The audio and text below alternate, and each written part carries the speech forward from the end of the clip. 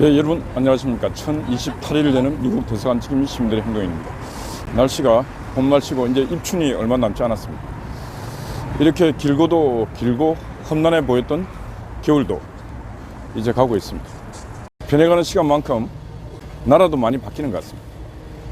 나쁜 놈들이 맨날 검찰에 소환되고 검찰의 조사는 더 가속도를 내는 것 같습니다. 대한민국에서 제일 문제가 되는 것은 이재명을 비롯한 권력자들의 비리 비행입니다. 이재명 감옥 가야 됩니다. 가서 오래 살아야 됩니다.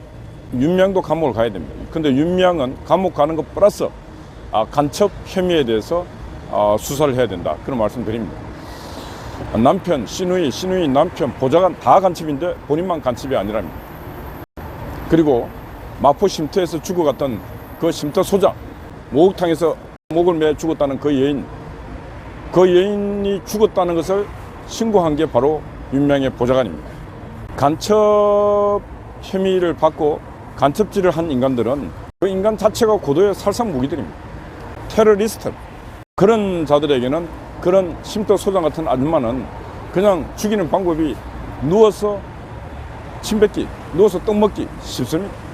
김정남이가 말레이시아인가 어디서 손에 묻히는 약 한번 딱 갖고 죽는 모습 봤지 않습니까?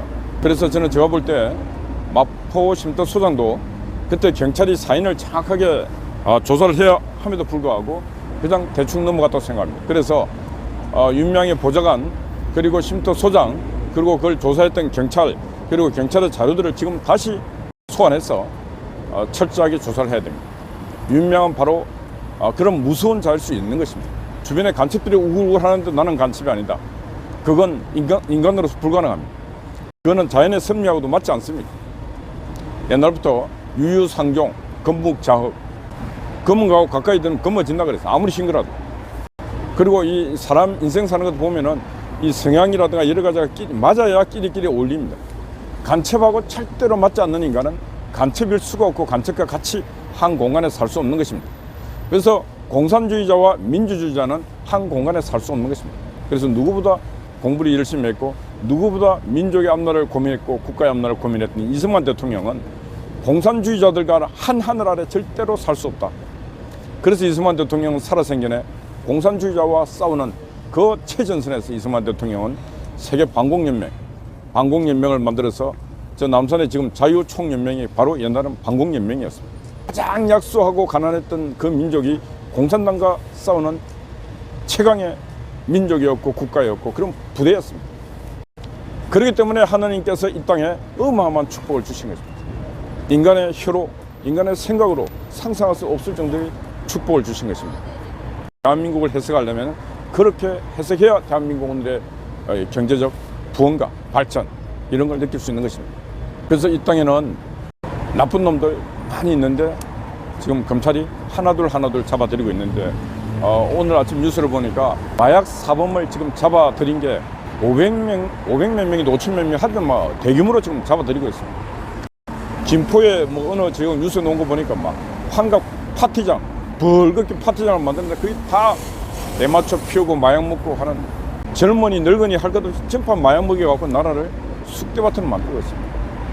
버닝썬 저것도 조사를 해야 돼. 저기에 개입된 그 인간들과 거기에 또 경찰들도 조사를 해야 돼. 뒷배 봐준 경찰들. 이 사회가 병들고 국가가 병들어서 끝내 죽는 모든 것은 그런 인간의 본질, 기본을 지키지 아니하고 환각, 인간 세상을 떠나고 싶어한 그런 인간들이 벌이는 그 축제장이 길어지고 깊어지면 그 나라는 그 사회는 반드시 망하는 것입니다.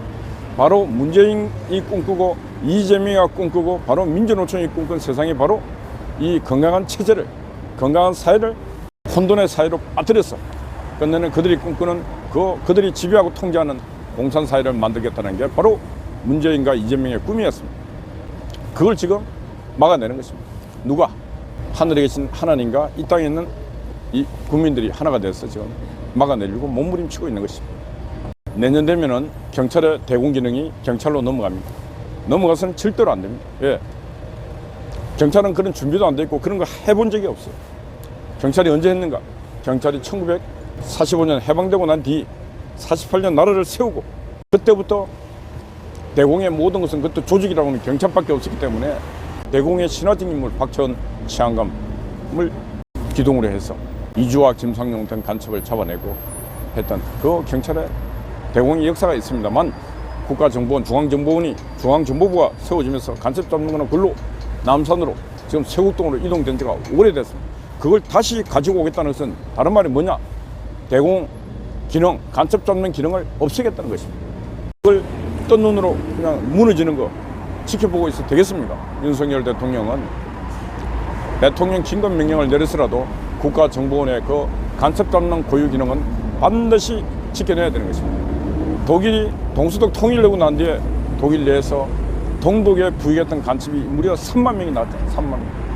빌리 브란트 그 수독 총리의 그 보좌관 비서관 퀸트 비오민가 그 비서관조차도 간첩이었어요. 동수독 그 독일 자유가 망직한 독일에서도 간첩이 3만 명이 있어요. 3만 명. 남북 베트남 전쟁하고 그 베트남이 통일될 때 보면 남베트남의 북베트콩의 그 간첩이 무려 3만에서 4만 명이 있었다는 거예요. 그러면 대한민국에 간첩이 몇만 있겠습니까? 황장엽 선생이 내려와서 5만 명 있다고 5만 명. 제가 황장엽 선생이 망명해서 5만 명 있다고 말씀하시기 전에 제가 한국논단이라고 하는 그 잡지에 제가 1년 전 간첩이 5만 명 있다 제가 글을 썼습니다. 왜 5만 명이냐? 간첩이 그때는 이 사이버 도보코 이런 거 사이버 공간에 접선하고 그러니까 A3 쉽게 왔다 갔다 못하니까 몰스북으로 따다따다따다 이 무전 치는 거지. 그거를 일본 동경 경시청에서 그걸 쭉 이렇게 통계를 내보니까 이 남한 땅에 대한민국 땅에 간첩이 한 5만 명 있다. 이게 통계자료. 대한민국은 지금 제가 볼 때 이 간첩의 종류가 이 난파하는 간첩, 그걸 직파 간첩. 그 다음에 그 간첩이 와서 이제 긴 세월 딱 어느 그점을 딱 장악해서 신분을 위장해서 고정 간첩. 그 다음 또 이 사회 불만 세력들이 스스로 간첩이 되는 이거 자생 간첩. 간첩의 종류도 엄청납니다. 이거. 간첩들이 대한민국 땅에 되게 많아요. 이런 간첩들을 지금 잡아낼 수 있는 전문적 지식과 정보를 갖고 있는 게 바로 국가정보원밖에 없습니다. 그래서 절대로 국가정보원의 대공 기능을 무너뜨리는 일을 해서는 안 되고, 두 번째, 산업 스파이는 간첩보다 더한 놈들입니다. 돈이 걸려있기 때문에 목숨을 걸고 합니다. 이런 놈 잡아내는 것도 국가정보원이 해야 됩니다. 그래서 국가정보원의 그 고유 기능을 다시 원점으로 되돌리고 남북 관계에 심부름하고 하는 이런 일들 차라리 통일부로 옮기든지 이래야 됩니다. 우리 사회를 조먹는 간첩들, 산업 스파이 이런 것들을 딱딱딱 순식간에 잡아내는 일을 바로 국가정보원이 할 수 있도록 윤석열 대통령은 모든 권한을 경찰에 넘기는 일을 중단시켜야 되는 것입니다. 그래야 대한민국이 체제가 유지될 수 있는 것이고, 바로 그 국가정보원의 기능 속에 지금 여의도 국회에서 얼마나 많은 인간들이 부역질하고 간첩질을 하고 있는가. 그리고 노동당 당서열 숨어있는 그 신분이 쭉쭉쭉 나타나게 만들고 그들이 쓰고 있는 암호면 그것도 다 밝혀내야 하는 것입니다. 옛날에 뭐 한 10년 됐습니다. 최문순 강원도 도지사, 지방자치단체 중에 가장 많이 오르락내리락 한 인물이 바로 최문순. 술 많이 먹지 않습니까? 최문순이 술 좋아합니다. 하루는 우리가 뉴스 봤지 않습니까? 강원도의회에서 답하러 나갔다가 술 취해갖고 쓰러지고 하는 거 봤지 않습니까? 이게 인간입니까? 근데 북한을 가장 많이 오르락내리락 해요. 북한 가면 술 주지, 예쁜 여성들 있고 그렇지 않습니까? 그래서 북한은 막 수시로 올라갑니다. 아마 최문순이 북한 가면 씨앗 씻기 공작에도 넘어가 있을 거예요. 근데 그 최문순의 암호명이 붉은 수순하다 이래갖고 그 최도영이라고 하는 MBC 국장 출신입니다. 그 사람이 책을 썼습니다. 근데 왜 그 사람을 상대로 명예훼손 이런 거 고발 안 하는지 모르겠어요. 왜 그걸 고발하면은 이제 검찰에 불려가서 조사를 받아야 되지 않습니까? 그래서 그런지 최문순의 암호명이 붉은 수순하다 그런데도 고발 안 해요. 그리고 MBC, KBS, SBS, EBS까지 한국의 방송사들이 디지털 장비, 이게 전략물자입니다. 전략물자를 북한에 갖다주면 안 되는데 그걸 싹 다 북한에 갖다주고 넘어온 그런 일들을 주도적으로 한 인간이 최문순입니다. 좌파 정부 들었으면은 이게 친북 행위를 하는데, 문제는 우파 정부가 들어서도 그 친북 행위를 한 이 대공 부분에 대해서 아주 경각심을 조사를 해야 되는데 이명박 정부 때 아무도 안 했습니다. 그리고 이명박 정부 때 좌파들이 혹시나 그런 게 될까봐 이어서 광우병 허위 사실을 갖고 정부를 공격하니까 MB가 저 청와대 뒷산에 올라가서 아침 미스를 불렀다는 거 아닙니까? 그러니까 MB가 감옥을 가는 겁니다. 그러니까 박근혜 정부도 박근혜 대통령이 남재준 원장이라는 기타에서 이걸 해보려고 했는데 제가 볼 때 제대로 못했어요. 악하고 싸울 때는 제대로 준비해서 싸워야 되는 거예요. 안 그러면은 역공을 당하면은 자빠집니다. 바로 박근혜 정부는 제대로 준비를 하지 않았습니다. 국민 화합한다 그래서 오만 자비인간들을 다 옆에다 갖다 놓고 전쟁을 하는데 전쟁이 되겠습니까? 전쟁을 하는 핵심부는 생사를 함께하는 그런 사람들 핵심부를 놓고 변두리에 주변부에다가 그런 세력을 안 된다. 그 핵심부까지도 그런 인간들을 갖다 놓고 전쟁이 시작됐습니다. 시작되니까 다 도망가고 목숨 바쳐 충성할 수 있는 인간들이 거의 없었지 않습니까? 그래서 박근혜 정부는 무너진 것입니다. 누구 탓이 아니에요. 권력을 쥔 군주가 주군이 그런 정세 판단과 정세 이해를 제대로 못했기 때문에 일어난 현상입니다. 근데 우리가 윤석열 대통령 보면은 그런 판단을 안 할 겁니다. 딱 강하게 매장 있잖아요. 맷집도 있고. 그래서 아주 강한 통치해서 5년간 저는 제가 볼 때 나라 통치를 잘 할 것 같습니다. 오늘은 하여튼 간첩을 잡아야 된다. 그리고 국정원의 대공 기능을 절대로 경찰에게 그냥 쉽게 넘겨서는 안 된다. 오히려 경찰 대공 기능도 강화시키고 국정원 대공 기능도 강화해서 간첩을 잡는 속도를 빨리 내야 된다. 오히려 민주당이 쏘아올린 간첩 잡는 기능을 경찰에 넘긴 행위는 참 민주당이 악수였고 민주당이 참 잘했다 그런 소리를 듣기 위해서 국정원의 전문성도 살리고 경찰의 대공 기능도 강화시켜야 된다 그런 말씀을 전해드립니다.